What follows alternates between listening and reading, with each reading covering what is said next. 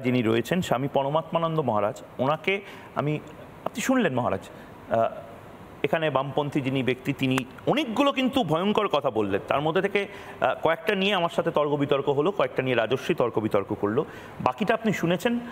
আপনার প্রতিযুক্তি। শ্রীনাথে জানকী নাথে অভেদ পরমাত্মনি তথাপি মম সর্বস্ব রাম কমললোচন। যত যত দেবতা আছে, যত যত বিগ্রহ আছে, মূর্তি আছে, ধর্মের মানবিন্দু আছে, তার মধ্যে কেবল এবং কেবলমাত্র শ্রীরাম সম্পর্কে ঋষিদের এই উক্তি যে আমরা শ্রীনাথকে জানি, নারায়ণকে জানি, বৈকুণ্ঠাধিপতিকে জানি, আমরা সবাইকে জানি, কিন্তু আমার প্রিয়কে রাম কমললোচন। কেন আমার প্রিয়? আমি বলতে শুনলাম যে আমরা যুদ্ধবাজ রামের ছবি এর আগে দেখিনি।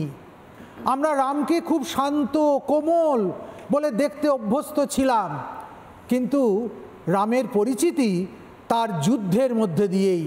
বাল্মীকি নিজে বলেছেন, রাম রাবণয়র যুদ্ধ, রাম রাবণয়র ইব।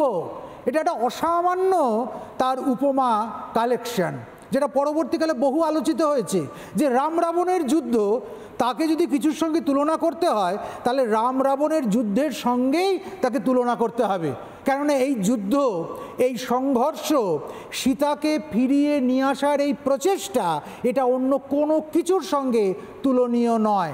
রাম সেই বিগ্রহবান ধর্ম, যে ধর্ম অসাধুকে নিধন করে সাধুত্বের জয়গান গায়, দুষ্কৃতিকে নিধন করে তার ওপর ধর্মের পরাক্রমকে সৃষ্টি করে। বাঙালির আজকে দুর্ভাগ্য যে এমন কথা শুনতে হচ্ছে বাংলার রামনবমী নাকি সাংস্কৃতিক আগ্রাসন।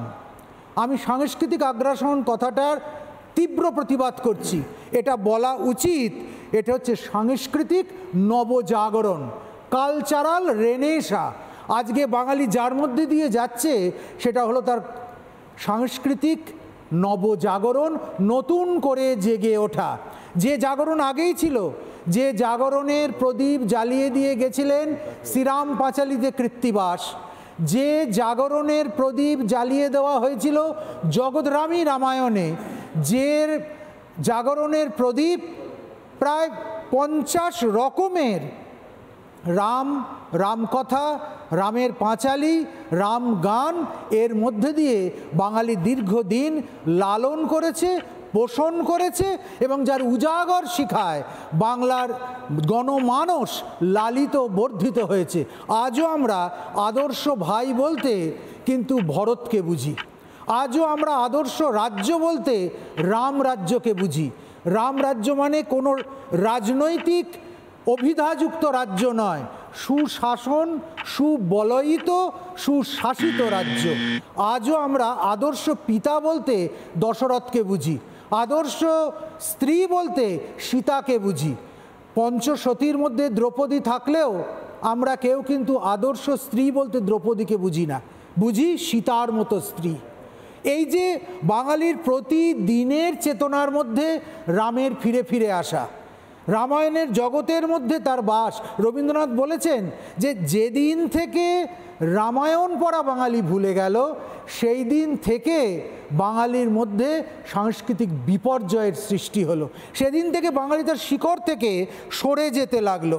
রামনবমীর মিছিলে অস্ত্র, এটা নিয়ে আপত্তি, কিন্তু অস্ত্র নিয়ে ধর্মীয় শোভাযাত্রা এটা কিন্তু নতুন কোনো কালচার নয়, এটা বাংলাতেও ছিল।